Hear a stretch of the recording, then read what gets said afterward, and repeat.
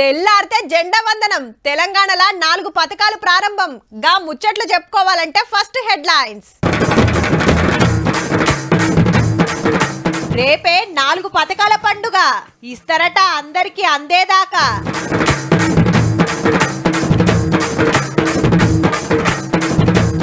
కారోలకుందట కడుపు మంట కాంగ్రెస్ వాళ్ళ ఈపులు సాపైనయట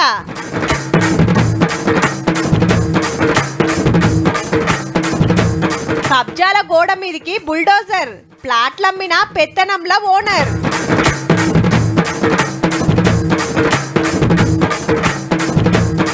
విజయసాయి రెడ్డి రాజీనామా ఎంపీ సీటు కూటమికి సమర్పణ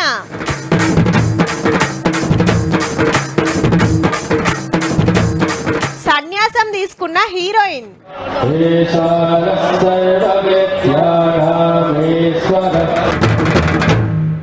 26 జనవరి ఎప్పుడొస్తుందా జెండా వందనం ఇంకెన్నడని ఓ నెల రోజుల కాంచి అందరు ఏటింగ్ చేస్తాను రబ్బా గా దినం 17 ఒక్క పండుగే ఈ కిత్తకు 2 వచ్చినాయి మళ్ళా కొత్తగా పథకాల పండుగ 1 కాదు 2 కాదు 4 కొన్నేండ్ల సంధి ఊరియబట్టిరి ఈ గిత్తం అగిత్తం అనుకుంటా ఈ ఏడాదికెంచిగిన అప్లికేషన్లు పెట్టుడే గాని అందింది లేకపాయే ఇక గా పథకాల పండుగకు యాలైంది తీయుర్రి రేపు 1 గంటకు 4 పథకాల పండుగ ముఖ్యమంత్రి సారు మంత్రులు తలా ఒక ఊరిని గుత్తకొట్టి చాలు చేస్తారు దీని మీదనే ఇవాళ మీటింగ్ పెట్టుకున్నారు అందరికి అందతట్టు చూడాలి ఏడగింత లాపర్వా చేయొద్దని అయితే రేపే అందరికి రావు మండలానికి ఒక గ్రామాన్ని యూనిట్ గా తీసుకొని పూర్తిగా సాచురేషన్ పద్ధతిలో ఈ 4 పథకాలని రేపు పూర్తి చేయబోతాం. తెలంగాణలో 540 మండలాలు కాబట్టి 540 ఊళ్ళ సురువు చేసి అటెంక్ అంతటి ఇస్తారట అన్ని స్కీమ్లకు లక్షల దరఖాస్తులు వచ్చినాయి కాబట్టి ఇవ్వాల్సిన వాళ్ళకే ఇస్తానికి జరం తాల్చమవుతుందట. ఈ ప్రక్రియ మొత్తం మార్చి కల్లా పూర్తి చేయబోతా ఉన్నాం. ఏ ఒక్కళ్ళు కూడా మిగిలిపోరు. ఫస్ట్ రైతు భరోసా ఎకరానికి 6,000 1.5 ఎకరాలకు 8,900 కోట్ల రూపాయల అకౌంట్లలో పడతాయట. చాలా మందికి చాలా డౌట్లు ఉన్నాయి కానీ వ్యవసాయ మంత్రి తుమ్మల సార్కి ఈ క్లారిటీ ఇచ్చిండు.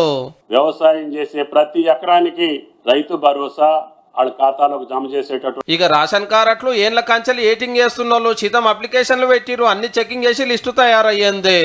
మనిషికి 6 కిలోల మంచి క్వాలిటీ సన్న బియ్యం ఉచితంగా ఇవ్వబోతున్నాము. వాళ్ళెవరికి కూడా బయటికి పోయి ఆహార ధాన్యాలు తినడానికి కొనుక్కో అవసరం లేదు.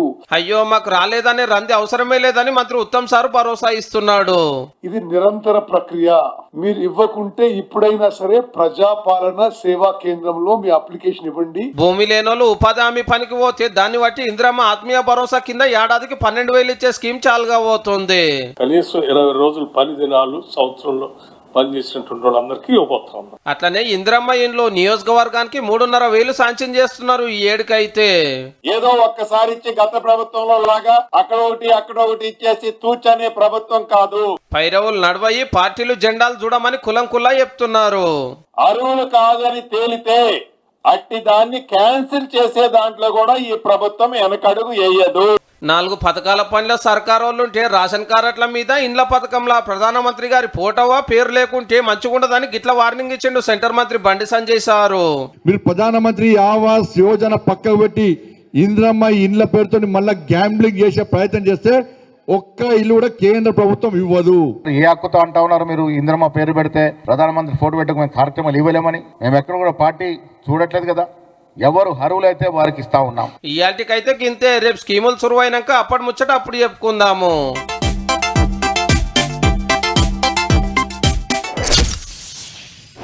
మీకు యాదుందా పార్లమెంట్ ఎలక్షన్లప్పుడు గాడిద గుడ్డు వంకాయలు మస్తు ఫేమస్ అయినాయి.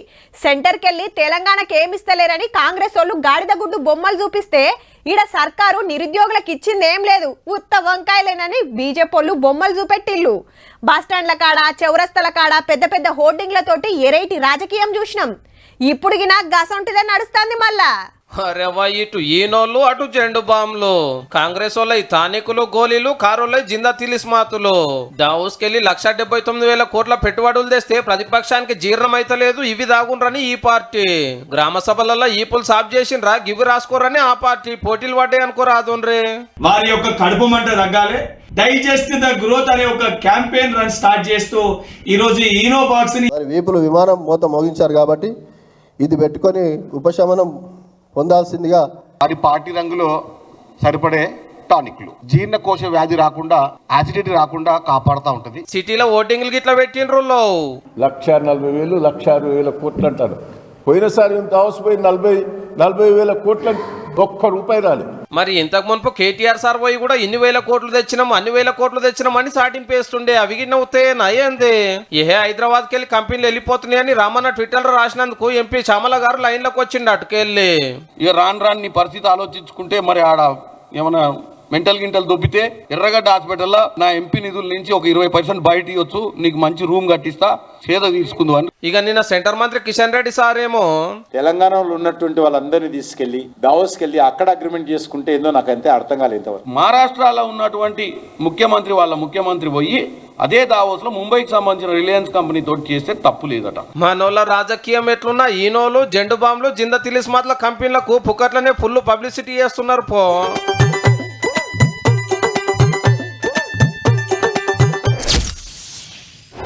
బీఆర్ఎస్ అంటే KCR sir, KTR sir.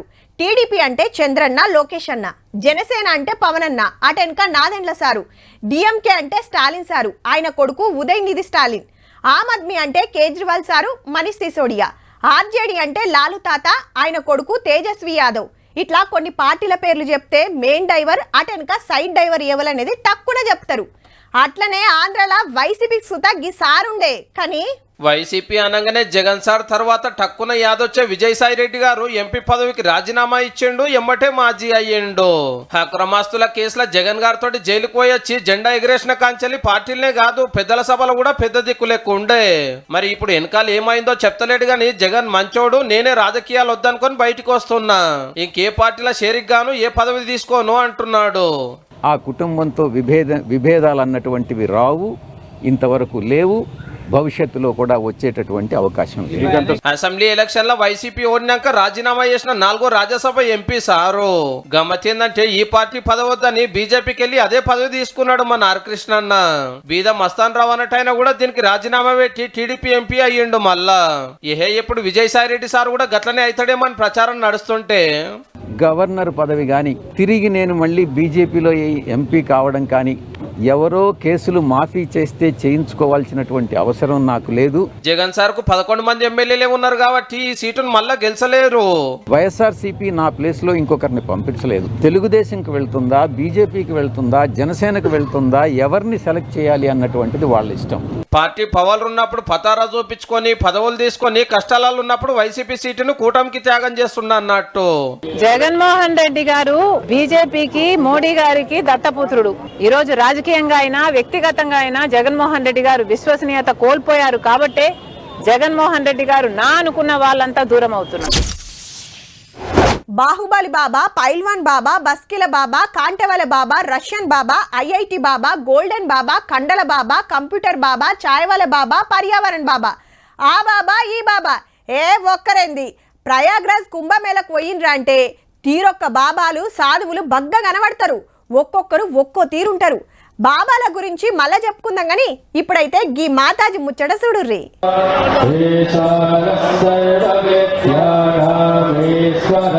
Right, సన్యాసిగా మారింది ఎవరో గుర్తుపట్టిండ్రా?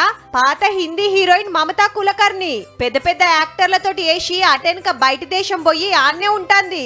ఇప్పుడు అచ్చుడు సీదా కుంభమేళలో అడుగుపెట్టి సన్యాసం తీసుకుంది. ఈ కాంచెలి రంగు బట్టలు దొడగదు, కాషాయమే వేసుకోవాలి, శాంతంగా ఉండాలి, భజనలు చేయాలి. आज मुझे महाशक्ति ने आदेश दिया कि मुझे ये చున్నా హే. అమ్మ ఆదేశించింది, కులకర్ణి వాటించింది అంటాంది. ఇక భక్తుల లెక్క చూస్తే ఇప్పటికి 12 కోట్లు దాటిండ్రు. ఎక్కడెక్కడికెళ్ళో శీతం వస్తున్నారు. కోట్ల మంది తానాలు చేస్తున్నా నీళ్లు ఖరాబు కాకుండా ఎప్పటికప్పుడు చెత్తాచెదారం తీసేస్తున్నారట. ఇక ఫస్ట్ నాడు 73 దేశాలకెళ్ళి పెద్ద పెద్దోళ్ళు రాబోతుండ్రు. తానాలు చేసినాక అల్లను ఖుషి చేస్తానికి 140 పడవలల్లో ఎక్కించుకొని అంతా తిప్పుతారట. దునియాల ఏ పండుగకు గింతగన మంది రాలేదట. మళ్ళా మహాకుంభమేళ 144 ఏండ్లకు ఒక్క పారేస్తదాయే. సెంటర్ గవర్నమెంట్ జోరుగా ప్రచారం చేస్తే అందరికి ఎరికైందన్నట్టు ఇంకో నెల రోజులు నడుస్తది. ఇటు చూడుర్రి, క్రికెటర్లను చూసి పరిశాన్ అయ్యారు ఉత్తుత్తోళ్ళు. ఏఐ టెక్నాలజీ తోటి తయారు చేసిన బొమ్మలు కుంభమేళకొచ్చి తానాలు వేసిండ్రని ఈ ఫోటోలు చూపిస్తే ఇకమతి తెలవనోళ్ళు నియంగానే కావచ్చు అనుకుంటాన్రట.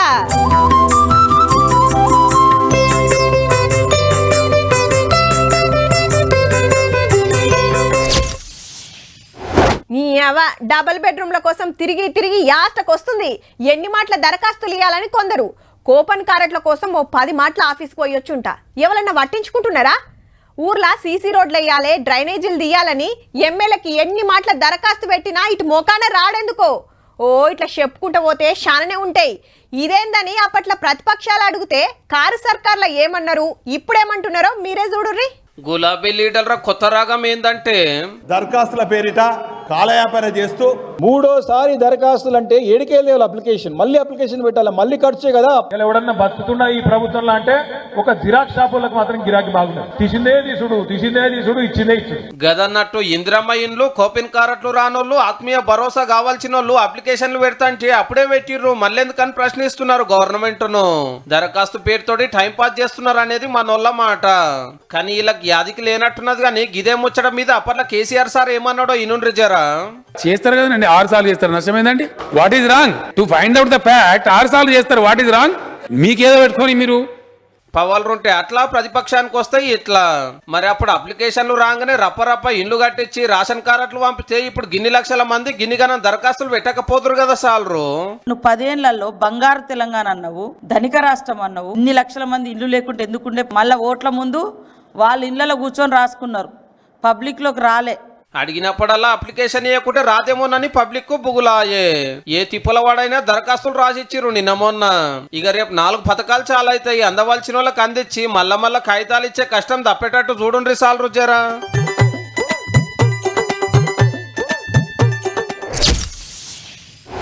మన భూమిలా ఇంకెవరో వచ్చి కడీలు వాతితే ఊకుంటామా?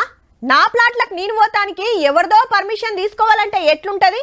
భూమి కొనుక్కున్నాం, రిజిస్టర్ చేసుకున్నాం, ఇంకా అమ్మినాయన వచ్చి పెత్తనం చేస్తుంటే చూసుకుంటా ఊకుంటామా? చల్ గట్లెట్లుంటది? కొన్నాక అన్ని హక్కులు మనయే నడుస్తాయి. ఇంకెవరో చెప్పేదేందని 4 జోపిడిచి పెడతాం. ఓ తాన గట్లయితున్నందుకే ఆఖరికి గీ పని చేపించిండ్రు.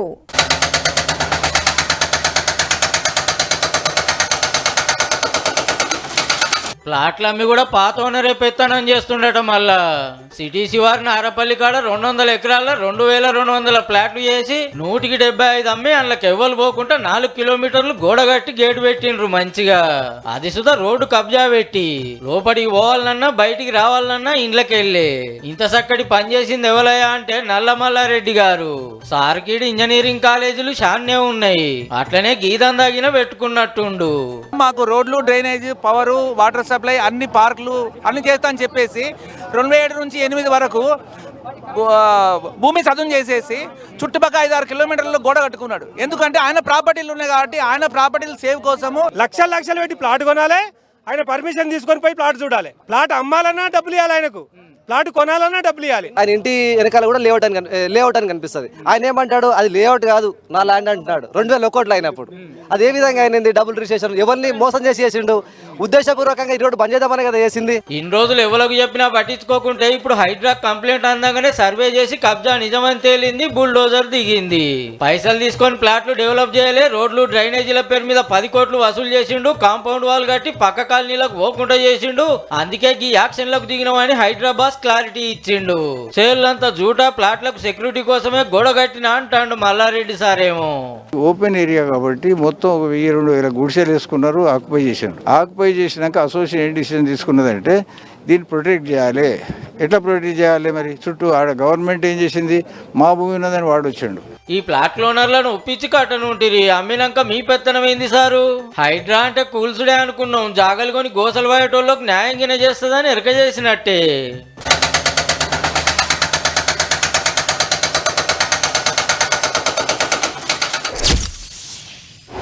తెల్లారితే రిపబ్లిక్ డే, ఢిల్లీకెళ్ళి షురూ చేస్తే గల్లీ దాకా 3 రంగుల జెండా ఎగురుతుంది.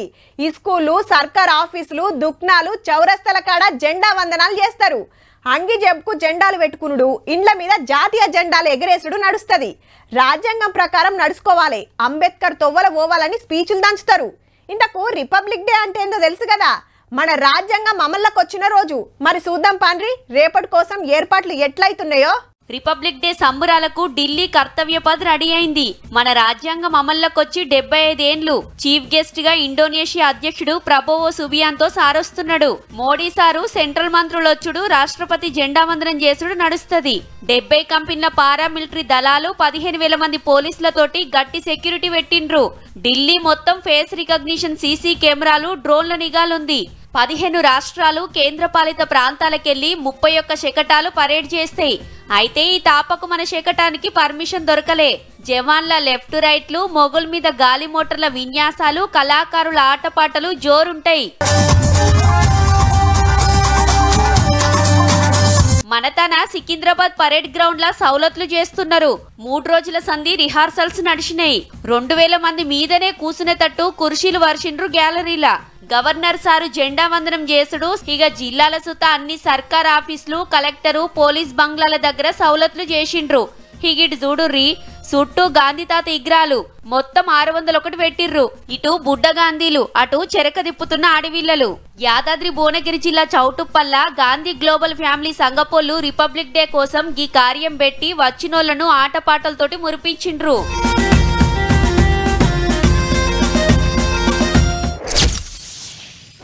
పెద్ద చదువులకు పోవాలనుకున్నోళ్ళు, పెద్ద పెద్ద నౌకర్లు చేయాలని కాయిష్ పడుతోళ్ళు, పెద్ద పెద్ద బిజినెస్లు పెట్టాలనుకున్నోళ్ళు చక్కగా అమెరికా పోవాలని డిసైడ్ అవుతారు. పక్క దునియా దేశాలకు పెద్దన్న.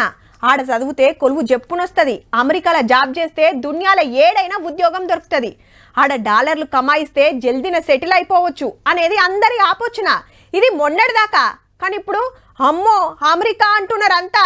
ఎందుకంటే దొరికినోళ్ళని దొరికినట్టు అరెస్టులు చేసుడు, గాలి మోటార్లు ఎక్కించి దేశం దాటిచ్చుడు. కొత్త అధ్యక్షుల వారి యాక్షన్ శురువైంది. మళ్ళా అమెరికా రూల్స్ ప్రకారం ఈసారి 538 మందిని పట్టుకొని వాళ్ళ దేశానికి పంపించేసిండ్రు బాజాప్తా. దేశం అంతా ఈ పుణుకులాటే నడుస్తుండే వరకు మనోళ్ళగిన బుగులు పట్టి పార్ట్ టైం జాబులు బంద్ చేస్తాండ్రు. స్టూడెంట్ వీసాల మీద పోయినోళ్ళు ఆ కాలేజీ క్యాంపస్ లోనే ఆరానికి 20 గంటలు పని చేసుకొని ఖర్చుల మందం సంపాదించుకునే ఛాన్స్ ఉంటది. కానీ మంది ఎక్కువ మోపోయే వరకు ఆడ పని దొరకక బయటకు వచ్చి సూపర్ మార్కెట్లు, పెట్రోల్ బంకుల్లో డ్యూటీలు చేస్తాండ్రు. ఆయనతో పోలీసుల కంట్లో పడ్డామంటే ముళ్ళ మూట చదువుకొని గాలి మోటార్ ఎక్కే కథ అవుతుందని భయపడుతుర్రు అన్నట్టు. ఖర్చుల కోసం పైసలు పంపురని ఇండియాలో ఇంటోళ్లకు ఫోన్లు చేస్తుండ్రట. ఆడ కొడుకు కోడలుంది, బిడ్డ అల్లుడు ఉండని చూస్తానికి పోతోళ్లను గాలి మోటార్ల డిపోలో ఆపి వాపస్ టికెట్ ఉంటేనే అమెరికాలో అడుగు పెట్టనిస్తాండ్రు. లేదనుకో బాగా చెప్తే వెనుకకు పంపుడే. ఇది ఇట్లా నడుస్తుండగానే పౌరసత్వం పరిసని పట్టుకుంది. వచ్చే నెల 20 తారీఖు లోపాడ పుట్టినోళ్లే అమెరికోళ్ళు అవుతారు. హీగేముంది, కాన్పుకు టైం ఉన్నా దవకల్లా షరీక్ అవుతుండ్రట జల్దిన డెలివరీ కావాలని. వద్దని డాక్టర్లు చెప్తున్నా ఏం కాదు మా పౌరులకు అమెరికా పౌరసత్వం వస్తే చాలని సతాయిస్తుర్రట కొందరు. అయితే ఏరే దేశాలకెళ్ళొచ్చి అమెరికాలో కాన్పైతే పుట్టిన పిల్లలు లోకల్ అవుతుండ్రి. చెల్ మీరంతా వచ్చి మా దాంట్లో కలిస్తే ఎట్లా అని ట్రంప్ సార్ రూల్స్ మార్చి పడేసిండు అచ్చుడే. రేపు ఇంకెన్ని చేస్తాడో గానీ ఇన్నేళ్ళు అమెరికాను కలవరిచ్చిన వాళ్ళు ఈ కాంచి ఏరే దేశం చూసుకోవాల్సిందే పో.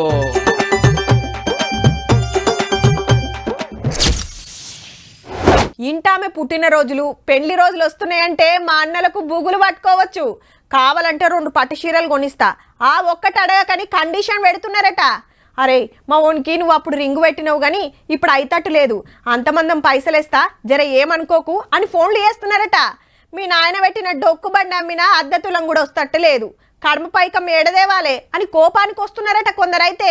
పరిస్థితి అట్లున్నది. మళ్ళా రికార్డులు కొట్టాలన్నా నేనే, రికార్డులు తిరగరాయాలన్నా నేనే అంటుంది పో బంగారం. తులం 83,000. మనం నిచ్చెనేసుకొని పట్టుకోపోతే గోల్డ్ రాకెట్ వేసుకొని ఉరుకుతుందన్నట్టు. గ్రాము కొనాలన్నా 8,000కు మీదనే. గింతగనం ఎందుకు పెరుగుతుందంటే షేర్ మార్కెట్లు షేక్ అవుతున్నాయి. బ్యాంకులో పెడితే మిత్తి తక్కువ వస్తుందని పైసలున్నోళ్ళంతా బంగారం దిక్కే ఉరుకొస్తుండే వరకు పబ్లిక్ కు దొరకకుండా మొగులు మీదికి పోతుంది. గా నడమ రేట్లు తగ్గినాయని అక్కలు మురిసినంత సేపు పట్టలేదు మళ్ళా వెరిగేతందుకు.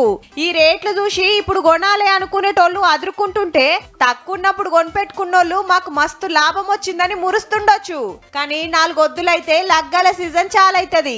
సంబంధాలు చూసుకొని పప్పన్నం పెట్టుకున్నోళ్ళు ఇక బంగారం బట్టలు బేరం చేస్తానికి రెడైతున్నారు. ఈ రేట్లతోటి పెండ్లిలు పెట్టుకున్నోళ్లకు పెద్ద పరిశానే వచ్చింది. ఎండేమన్నా తక్కువనా? కిలో 93,500. చూడబోతే 1,00,000కు మొదలు నువ్వు సూటి పెడతావా నీనా అని బంగారం ఎండి పోటీ పడుతున్నట్టే ఉంది పో.